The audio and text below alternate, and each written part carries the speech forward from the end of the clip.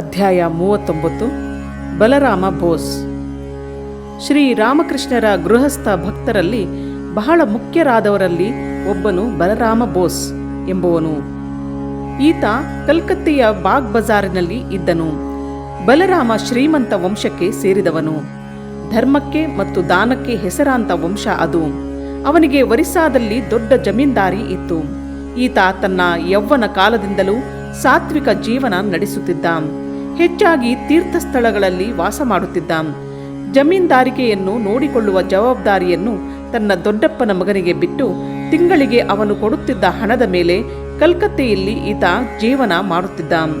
ಇವನು ತನ್ನ ಬಹಳ ಕಾಲವನ್ನು ಧ್ಯಾನ, ಪ್ರಾರ್ಥನೆ ಮತ್ತು ವೈಷ್ಣವ ಭಕ್ತಿ ಗ್ರಂಥಗಳನ್ನು ಓದುವುದರಲ್ಲಿ ಕಳೆಯುತ್ತಿದ್ದನು. ಇವನು ಪುರಿಯಲ್ಲಿದ್ದಾಗ ಬ್ರಹ್ಮ ಸಮಾಜದ ಒಂದು ಮಾಸ ಪತ್ರಿಕೆಯಲ್ಲಿ ಶ್ರೀ ರಾಮಕೃಷ್ಣರ ವಿಷಯವನ್ನು ಓದಿದ. ಅನಂತರ ಅವರನ್ನು ನೋಡಬೇಕೆಂದು ಆಶಿಸಿದ.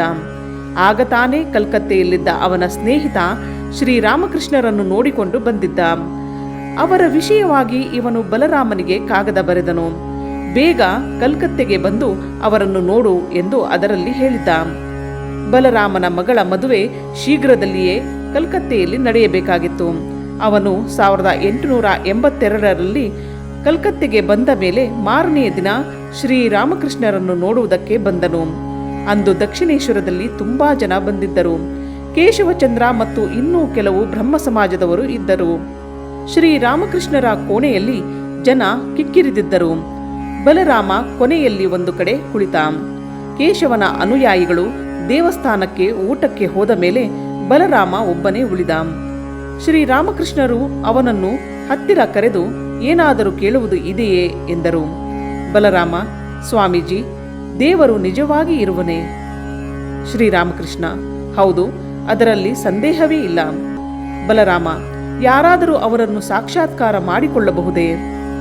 ಶ್ರೀರಾಮಕೃಷ್ಣ, ಹೌದು. ಯಾರು ದೇವರನ್ನು ತಮಗೆ ಅತ್ಯಂತ ಸಮೀಪದ ವ್ಯಕ್ತಿ ಎಂದು ಭಾವಿಸುತ್ತಾರೋ ಅವರು ಅವನನ್ನು ಸಾಕ್ಷಾತ್ಕಾರ ಮಾಡಿಕೊಳ್ಳಬಹುದು. ಎಲ್ಲೋ ಒಂದು ಸಲ ಪ್ರಾರ್ಥನೆ ಮಾಡಿದರೆ ಅವನು ನಿನಗೆ ಕಾಣದೇ ಇದ್ದರೆ ಅವನು ಇಲ್ಲವೇ ಇಲ್ಲ ಎಂದು ಹೇಳಬೇಡ. ಬಲರಾಮ, ನಾನು ಅವನಿಗೆ ಎಷ್ಟೋ ಪ್ರಾರ್ಥನೆ ಮಾಡಿದರೂ ಅವನನ್ನು ನೋಡಲು ಆಗಲಿಲ್ಲವಲ್ಲ. ಶ್ರೀರಾಮಕೃಷ್ಣ, ನೀನು ದೇವರನ್ನು ನಿನ್ನ ಮಕ್ಕಳನ್ನು ಪ್ರೀತಿಸುವಷ್ಟು ಪ್ರೀತಿಸುವೆಯೇನು? ಬಲರಾಮ, ಇಲ್ಲ, ಅಷ್ಟು ನಿಕಟವಾಗಿ ಅವನನ್ನು ಪ್ರೀತಿಸುತ್ತಿಲ್ಲ. ಶ್ರೀರಾಮಕೃಷ್ಣ, ಅವನು ನಿನಗೆ ಅತ್ಯಂತ ಪ್ರಿಯತಮ, ನಿನಗಿಂತಲೂ ಪ್ರಿಯನಾಗಿರುವವನು ಎಂದು ಪ್ರಾರ್ಥಿಸು. ದೇವರಿಗೆ ತನ್ನ ಭಕ್ತರನ್ನು ಕಂಡರೆ ತುಂಬಾ ಆಸೆ. ಅವರಿಗೆ ಅವನು ಕಾಣಿಸಿಕೊಳ್ಳದೆ ಇರುವುದಿಲ್ಲ. ದೇವರಿಗಿಂತ ನಿಕಟವಾಗಿರುವುದು, ಅವನಿಗಿಂತ ಪ್ರಿಯವಾಗಿರುವುದು ಮತ್ತೊಂದಿಲ್ಲ. ಬಲರಾಮನಿಗೆ ಈ ಮಾತುಗಳನ್ನು ಕೇಳಿ ತುಂಬಾ ಸಮಾಧಾನವಾಯಿತು. ಇವರು ಹೇಳುವುದೆಲ್ಲ ಸತ್ಯವಾಗಿ ಕಾಣುತ್ತದೆ. ಯಾರೂ ದೇವರ ವಿಷಯದಲ್ಲಿ ಇಷ್ಟು ಪ್ರಭಾವಕಾರಿಯಾಗಿ ತನಗೆ ಹೇಳಿರಲಿಲ್ಲ ಎನಿಸಿತು. ಶ್ರೀರಾಮಕೃಷ್ಣರ ಮಾತುಗಳಿಗಿಂತ ಹೆಚ್ಚಾಗಿ ಬಲರಾಮನ ಹೃದಯವನ್ನು ಮುಟ್ಟಿದ್ದು ಅವರ ಪ್ರೇಮ. ಶ್ರೀರಾಮಕೃಷ್ಣರೇ ನನ್ನ ಮಾರ್ಗದರ್ಶಕರು ಎಂದು ಭಾವಿಸಿದ. ಈತ ಹೋಗುತ್ತೇನೆ ಎಂದು ಶ್ರೀರಾಮಕೃಷ್ಣರಿಗೆ ನಮಸ್ಕಾರ ಮಾಡಿ ಹೇಳಿದಾಗ ಶ್ರೀರಾಮಕೃಷ್ಣರು ತಮ್ಮ ಶಿಷ್ಯರಿಗೆಲ್ಲ ಹೇಳುವಂತೆ ಮತ್ತೊಮ್ಮೆ ಬಾ ಎಂದರು. ಅವರು ಹೇಳಲೇಬೇಕಾಗಿರಲಿಲ್ಲ. ಅವರ ವ್ಯಕ್ತಿತ್ವ ಅಂತಹದು. ಯಾವನು ಅವರ ಪ್ರೇಮದ ಸವಿಯನ್ನು ಒಮ್ಮೆ ರುಚಿ ನೋಡಿರುವನೋ ಅವನಿಗೆ ಮತ್ತೊಮ್ಮೆ ಅದನ್ನು ಎಂದಿಗೆ ಪಾನ ಮಾಡಿಯೇನು ಅನ್ನಿಸುತ್ತಿತ್ತು. ಬಲರಾಮ ಮನೆಗೆ ಹಿಂತಿರುಗಿದ ಮೇಲೆ ಅವನ ಮನಸ್ಸೆಲ್ಲ ಶ್ರೀರಾಮಕೃಷ್ಣರಿಂದ ತುಂಬಿ ತುಳುಕಾಡುತ್ತಿತ್ತು. ಮಾರನೇ ದಿನ ಬೆಳಿಗ್ಗೆ ಒಬ್ಬನೇ ಹೋಗಿ ಅವರನ್ನು ಕಂಡ.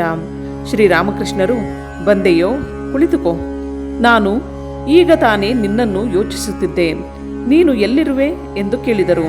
ಅದಕ್ಕೆ ಬಲರಾಮ, ನಾನು ಬಾಗ್ ಬಜಾರ್ನಲ್ಲಿ ಇರುವೆ ಎಂದ. ಅಲ್ಲಿಂದ ನೀನು ನಡೆದುಕೊಂಡು ಬಂದೆಯಾ ಎಂದರು. ಹೌದು ಎಂದ. ಅನಂತರ ಶ್ರೀರಾಮಕೃಷ್ಣರು ಅವನ ಹೆಂಡತಿ, ಮಕ್ಕಳು ಇವರ ವಿಷಯವನ್ನು ಕೇಳಿದರು. ಅನಂತರ ಅವನಿಗೆ ಹೇಳಿದರು, ನೋಡು, ತಾಯಿ ನನಗೆ ತಿಳಿಸಿದ್ದಾಳೆ, ನೀನು ನಮ್ಮಲ್ಲಿ ಒಬ್ಬ ಎಂದು. ಇಲ್ಲಿಗೆ ಸೇರಿದ ಹಲವು ವಸ್ತುಗಳು ನಿನ್ನ ಸ್ವಾಧೀನದಲ್ಲಿದೆ. ನೀನು ಏನಾದರೂ ಕೊಂಡು ಇಲ್ಲಿಗೆ ತಾ ಎಂದರು. ಬಲರಾಮ ಇದು ತನ್ನ ಅದೃಷ್ಟ ಎಂದು ಅದನ್ನು ಪಾಲಿಸಿದ. ಶ್ರೀರಾಮಕೃಷ್ಣರು ಭಕ್ತರಿಗೆ ಸಾಧುಗಳನ್ನು ನೋಡಲು ಹೋಗುವಾಗ ಮತ್ತು ದೇವಸ್ಥಾನಕ್ಕೆ ಹೋಗುವಾಗ ಬರಿಯ ಕೈಯಲ್ಲಿ ಹೋಗಬಾರದು ಎಂದು ಹೇಳುತ್ತಿದ್ದರು. ಬೆಲೆ ಬಾಳತಕ್ಕದ್ದನ್ನು ತರಬೇಕು ಎಂದು ಹೇಳುತ್ತಿರಲಿಲ್ಲ. ಒಂದು ಕಾರಾಣೆಗಾದರೂ ತನ್ನಿ, ಕಾಲಾಣೆ ಇಲ್ಲದೆ ಇದ್ದರೆ ಒಂದು ಕಾಸಿಗೆ ಅಡಿಕೆ ಕೊಂಡು ಅದರಲ್ಲಿ ಒಂದು ಚೂರನ್ನು ತಂದರೂ ಚಿಂತೆಯಿಲ್ಲ ಎನ್ನುತ್ತಿದ್ದರು. ನಾವು ಎಷ್ಟು ಕೊಡುತ್ತೇವೆ ಎಂಬುದಲ್ಲ ಮುಖ್ಯ, ಏನನ್ನಾದರೂ ಕೊಡಬೇಕು, ಆಗ ಅವರ ಆಶೀರ್ವಾದವನ್ನು ಪಡೆಯಬಹುದು. ಬಲರಾಮ ಶ್ರೀರಾಮಕೃಷ್ಣರಿಗೆ ಏನೋ ಕೊಂಡು ತರಲು ಕಲ್ಕತ್ತೆಗೆ ಹೋದ. ದಾರಿಯಲ್ಲಿ ಆಲೋಚನೆ ಮಾಡಿದ. ಶ್ರೀರಾಮಕೃಷ್ಣರು ಹಲವು ವಿಧದಲ್ಲಿ ಚೈತನ್ಯರನ್ನು ಹೋಲುತ್ತಾರೆ ಎಂದು. ಏನು, ಚೈತನ್ಯರೇ ಈಗ ಶ್ರೀರಾಮಕೃಷ್ಣರಂತೆ ಅವತರಿಸಿರುವರೇನು? ಇಲ್ಲ, ಸ್ವಲ್ಪ ತಾಳಿ, ಪರೀಕ್ಷೆ ಮಾಡೋಣ. ಒಂದೇ ಸಲ ನಿರ್ಣಯಕ್ಕೆ ಬರುವುದು ಒಳ್ಳೆಯದಲ್ಲ ಎಂದು ಸಮಾಧಾನ ತಂದುಕೊಂಡ. ಶ್ರೀರಾಮಕೃಷ್ಣರಿಗೆ ಕೆಲವು ತಿಂಡಿ ತೀರ್ಥಗಳನ್ನು ಕೊಂಡು ಒಂದು ಗಾಡಿಯಲ್ಲಿ ದಕ್ಷಿಣೇಶ್ವರಕ್ಕೆ ಬಂದ. ಶ್ರೀರಾಮಕೃಷ್ಣರು ಅವನನ್ನು ವಿಶ್ವಾಸದಿಂದ ಸ್ವಾಗತಿಸಿದರು. ಅವನು ತಂದ ವಸ್ತುಗಳನ್ನು ಪ್ರೀತಿಯಿಂದ ಸ್ವೀಕರಿಸಿದರು. ಶ್ರೀರಾಮಕೃಷ್ಣರು ಕೆಲವು ವರ್ಷಗಳ ಹಿಂದೆ ಪಂಚವಟಿಯಲ್ಲಿ ಕಂಡ ಚೈತನ್ಯರ ಸಂಕೀರ್ತನೆ ಉತ್ಸವದಲ್ಲಿ ಬಲರಾಮನು ಅವರಿಗೆ ಗೋಚರಿಸಿದ್ದ. ಶ್ರೀರಾಮಕೃಷ್ಣರು ಬಲರಾಮನನ್ನು ತುಂಬಾ ಪ್ರೀತಿಸುತ್ತಿದ್ದರು. ಬಲರಾಮನ ಮನೆ ಆಹಾರ ತುಂಬ ಶುದ್ಧವಾಗಿದೆ ಎನ್ನುತ್ತಿದ್ದರು. ಈ ಮನೆಯ ಜನ ತಲತಲಾಂತರಗಳಿಂದಲೂ ಸಾಧುಗಳಿಗೆ ಮತ್ತು ಭಿಕ್ಷುಕರಿಗೆ ಬಹಳ ಧಾರಾಳಿಗಳಾಗಿದ್ದರು. ಬಲರಾಮನ ತಂದೆ ನಿವೃತ್ತನಾಗಿ ಬೃಂದಾವನದಲ್ಲಿರುವನು. ಅಲ್ಲಿ ಯಾವಾಗಲೂ ಭಗವಂತನ ಚಿಂತನೆಯಲ್ಲೇ ಕಾಲ ಕಳೆಯುವನು. ನಾನು ಅವನ ಮನೆ ಊಟ ಮಾಡುವುದು ಮಾತ್ರವಲ್ಲ, ತುಂಬ ಪ್ರೀತಿಯಿಂದ ತೆಗೆದುಕೊಳ್ಳುತ್ತೇನೆ ಎಂದು ಶ್ರೀರಾಮಕೃಷ್ಣರು ಹೇಳುತ್ತಿದ್ದರು. ಅವರ ಮನೆಯವರೆಲ್ಲರೂ ಭಕ್ತರು. ಮನೆ ಯಜಮಾನ, ಯಜಮಾನಿ, ಮಕ್ಕಳು ಎಲ್ಲರೂ ದೇವರ ಭಕ್ತರು. ಅವರ ಮನೆಯವರು ದೇವರ ಪ್ರಾರ್ಥನೆ ಮಾಡದೆ ಒಂದು ತೊಟ್ಟು ನೀರನ್ನು ಕುಡಿಯುತ್ತಿರಲಿಲ್ಲ. ಅವರು ಎಷ್ಟು ಧರ್ಮಾತ್ಮರೋ ಅಷ್ಟೇ ಧಾರಾಳಿಗಳೂ ಆಗಿದ್ದರು. ಈ ಮನೆಗೆ ಹೋದಾಗ ಶ್ರೀರಾಮಕೃಷ್ಣರು ತುಂಬ ಸಂತೋಷ ಪಡುತ್ತಿದ್ದರು. ಶ್ರೀರಾಮಕೃಷ್ಣರು ಇನ್ನೊಬ್ಬರ ಮನೆಯಲ್ಲಿ ಊಟ ಮಾಡುತ್ತಿದ್ದುದು ಅಪರೂಪ. ಆದರೆ ಬಲರಾಮನ ಮನೆಯಲ್ಲಿ ಮಧ್ಯಾಹ್ನದ ಹೊತ್ತು ಊಟ ಮಾಡುತ್ತಿದ್ದರು. ಅವನು ಬ್ರಾಹ್ಮಣನೂ ಆಗಿರಲಿಲ್ಲ, ಕಾಯಸ್ಥ. ಶ್ರೀರಾಮಕೃಷ್ಣರು ಇನ್ನು ಮೇಲೆ ಎಂದಾದರೂ ಹಗಲೋ ರಾತ್ರಿಯೋ ಕಲ್ಕತ್ತೆಯಲ್ಲಿ ಕಳೆಯಬೇಕಾದರೆ ಬಾಗ್ ಬಜಾರಿನಲ್ಲಿ ರಮಾಕಾಂತ ಬೀದಿಯಲ್ಲಿ 57ನೇ ನಂಬರ್ ಮನೆಯಲ್ಲಿ ಕಳೆಯುತ್ತಿದ್ದರು. ಶ್ರೀರಾಮಕೃಷ್ಣರು ಮಾತ್ರವೇ ಅಲ್ಲ, ಅನಂತರ ಅವರ ಪ್ರತ್ಯಕ್ಷ ಸನ್ಯಾಸಿ ಶಿಷ್ಯರೆಲ್ಲ ಇವರ ಮನೆಯಲ್ಲಿ ತಂಗುತ್ತಿದ್ದರು. ಇವರ ಮನೆಯ ಒಂದು ಭಾಗವನ್ನೇ ಸಾಧುಗಳಿಗೆ ಮೀಸಲಾಗಿಟ್ಟಿದ್ದರು. ಬಲರಾಮ ತಪ್ಪದೆ ಪ್ರತಿದಿನ ದಕ್ಷಿಣೇಶ್ವರಕ್ಕೆ ಹೋಗುತ್ತಿದ್ದ. ಅವನು ಹೋಗದೇ ಇದ್ದ ದಿನ ಅಪರೂಪ. ಶ್ರೀರಾಮಕೃಷ್ಣರು ಎಲ್ಲ ದೇವದೇವಿಯರ ಭಾವನೆಗಳಿಗೂ ಅಷ್ಟೇ ಪ್ರಾಮುಖ್ಯತೆಯನ್ನು ಕೊಡುತ್ತಿದ್ದರು. ರಾಮ, ಕೃಷ್ಣ, ಶಿವ, ಶಕ್ತಿ, ಸಗುಣ, ನಿರ್ಗುಣ, ಸಾಕಾರ, ನಿರಾಕಾರ ಎಲ್ಲವನ್ನೂ ಒಂದೇ ರೀತಿ ಪ್ರೀತಿಸುತ್ತಿದ್ದರು. ಶ್ರೀರಾಮಕೃಷ್ಣರು ಎಷ್ಟು ಉದಾರವಾಗಿದ್ದರೋ ಅಷ್ಟೇ ಆಳವಾಗಿದ್ದರು. ಒಂದು ದಿನ ಶ್ರೀರಾಮಕೃಷ್ಣರು ಬಲರಾಮನ ಮನೆಯಲ್ಲಿದ್ದಾಗ ಕಾಳಿಕಾ ಮಾತೆಗೆ ಹೀಗೆ ಪ್ರಾರ್ಥನೆ ಮಾಡುತ್ತಿದ್ದರು. ತಾಯಿ, ನಾನು ನಿನ್ನಲ್ಲಿ ಶರಣಾಗಿದ್ದೇನೆ. ಯಾವಾಗಲೂ ನಾನು ನಿನ್ನನ್ನು ಚಿಂತಿಸುವಂತೆ ಮಾಡು. ತಾಯಿ, ನನಗೆ ಇಂದ್ರಿಯ ಸುಖ ಬೇಡ, ಕೀರ್ತಿ ಬೇಡ, ನನಗೆ ಅತಿ ಭೌತಿಕ ಶಕ್ತಿಗಳು ಬೇಡ. ನನಗೆ ನಿನ್ನ ಮೇಲೆ ಪರಿಶುದ್ಧವಾದ ಪ್ರೀತಿ ಬೇಕು. ಈ ಪ್ರಾಪಂಚಿಕ ಬಯಕೆಗಳನ್ನು ಬೇಡದ ಪ್ರೀತಿ ನನಗೆ ಬೇಕು. ತಾಯಿ, ಇದನ್ನು ಅನುಗ್ರಹಿಸು. ಈ ಪ್ರಚಂಡ ಆಕರ್ಷಣೀಯ ವಸ್ತುಗಳು ಎಂದಿಗೂ ನಿನ್ನನ್ನು ಮರೆಸದಿರಲಿ. ಕಾಮ ಕಾಂಚನದ ಮೇಲೆ ಸ್ವಲ್ಪವೂ ಮನಸ್ಸು ಹೋಗದಂತೆ ಮಾಡು. ತಾಯಿ, ನಿನಗೆ ಗೊತ್ತಿಲ್ಲವೇ, ನನಗೆ ನಿನ್ನ ವಿನಃ ಇನ್ನು ಯಾರೂ ಗತಿಯಿಲ್ಲ. ನಿನ್ನ ನಾಮವನ್ನು ಹೇಗೆ ನುಡಿಸಬೇಕೋ ಅದು ನನಗೆ ಗೊತ್ತಿಲ್ಲ. ನಿನ್ನ ಬಳಿಗೆ ಒಯ್ಯುವ ಜ್ಞಾನವಾಗಲಿ ಭಕ್ತಿಯಾಗಲಿ ನನ್ನಲ್ಲಿ ಇಲ್ಲ. ನಿನ್ನ ಅನಂತ ಕೃಪೆಯಿಂದ ನನಗೆ ಇದನ್ನು ಅನುಗ್ರಹಿಸು. ಇದು ಶ್ರೀರಾಮಕೃಷ್ಣರ ಹೃದಯದಿಂದ ಜಿನುಗಿ ಬಂದ ಪ್ರಾರ್ಥನೆ. ಇಂತಹ ಹೃದಯ ಸ್ಪರ್ಶಿಯಾದ ಪ್ರಾರ್ಥನೆಯನ್ನು ಬಲರಾಮ ಎಂದೂ ಕೇಳಿರಲಿಲ್ಲ. ಇದು ಅವನ ಆಂತರ್ಯವನ್ನೆಲ್ಲ ವ್ಯಾಪಿಸಿತು. ಬಲರಾಮನ ಮನಸ್ಸು ಕ್ರಮೇಣ ಬದಲಾಯಿತು.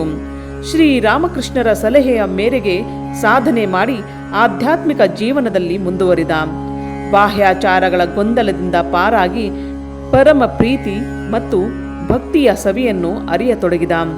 ಅನಂತರ ಸಂಪೂರ್ಣವಾಗಿ ಭಗವಂತನಲ್ಲಿ ಶರಣಾದ. ಶ್ರೀರಾಮಕೃಷ್ಣರಿಂದ ತಾನು ಆಕರ್ಷಿತನಾದ ಮೇಲೆ ತನ್ನ ಮನೆಯ ನೆಂಟರಿಷ್ಟರಿಗೆಲ್ಲ ಅವರ ಪರಿಚಯವನ್ನು ಮಾಡಿಸಿದ. ಬಲರಾಮ ಉಗ್ರ ಅಹಿಂಸಾವಾದಿ. ಅವನು ಪರಮ ವೈಷ್ಣವನಾಗಿದ್ದ. ಅವನ ಧ್ಯಾನಕ್ಕೆ ಭಂಗ ತರುತ್ತಿದ್ದ ಸೊಳ್ಳೆಯನ್ನು ಕೂಡ ಅವನು ಕೊಲ್ಲುತ್ತಿರಲಿಲ್ಲ. ಒಂದು ದಿನ ಮನಸ್ಸು ವಿಚಾರ ಪ್ರಧಾನವಾಗಿತ್ತು. ಧ್ಯಾನಕ್ಕೆ ಮಾನಸಿಕ ಏಕಾಗ್ರತೆ ಅತ್ಯವಶ್ಯಕ. ಅದಕ್ಕೆ ಆತಂಕ ತರುವ ಸೊಳ್ಳೆಯನ್ನು ಕೊಂದರೆ ಪಾಪವಿಲ್ಲವೆಂದು ನಿರ್ಣಯಿಸಿದನು. ಆದರೆ ರಕ್ತಗತವಾಗಿ ಬಂದ ಅಹಿಂಸೆ ಬಡಪೆಟ್ಟಿಗೆ ಬಿಡಲಿಲ್ಲ. ಈ ವಿಷಯದಲ್ಲಿ ಮೊದಲು ಶ್ರೀರಾಮಕೃಷ್ಣರ ಅಭಿಪ್ರಾಯ ಕೇಳಿ ಅನಂತರ ಯಾವುದನ್ನು ನಿರ್ಣಯಿಸೋಣ ಎಂದು ದಕ್ಷಿಣೇಶ್ವರಕ್ಕೆ ಬಂದ. ಅಂದು ಶ್ರೀರಾಮಕೃಷ್ಣರು ತಮ್ಮ ದಿಂಬಿನಲ್ಲಿ ಸೇರಿರುವ ತಿಗಣೆಯನ್ನು ಹಿಡಿದು ಕೊಲ್ಲುತ್ತಿದ್ದರು. ಬಲರಾಮ ಬಂದು ಶ್ರೀರಾಮಕೃಷ್ಣರಿಗೆ ನಮಸ್ಕಾರ ಮಾಡಿದ ಮೇಲೆ ಶ್ರೀರಾಮಕೃಷ್ಣರು, ಈ ದಿಂಬಿನಲ್ಲಿ ತುಂಬಾ ತಿಗಣೆಗಳು ಸೇರಿವೆ. ಅವು ಕಚ್ಚಿದರೆ ಮನಸ್ಸಿನ ಏಕಾಗ್ರತೆಗೆ ಭಂಗ ಬರುವುದು. ಅದಕ್ಕಾಗಿ ಅವುಗಳನ್ನು ಕೊಲ್ಲುತ್ತಿದ್ದೇನೆ ಎಂದು ಹೇಳಿದರು. ಬಲರಾಮ ಶ್ರೀರಾಮಕೃಷ್ಣರು ಬದುಕಿರುವ ತನಕ ಅವರ ಊಟ ತಿಂಡಿಯ ಖರ್ಚಿನ ಬಹುಭಾಗವನ್ನು ವಹಿಸಿಕೊಳ್ಳುತ್ತಿದ್ದ. ಶ್ರೀರಾಮಕೃಷ್ಣರ ನಿರ್ಯಾಣ ನಂತರ ಇವನ ಔದಾರ್ಯ ಶ್ರೀರಾಮಕೃಷ್ಣರ ಪ್ರತ್ಯಕ್ಷ ಶಿಷ್ಯರಿಗೆ ಸದಾಕಾಲ ತೆರೆದಿರುವ ಒಂದು ಮನೆಯಂತೆ ಇತ್ತು. ಅಧ್ಯಾಯ 39 ಮುಗಿಯಿತು.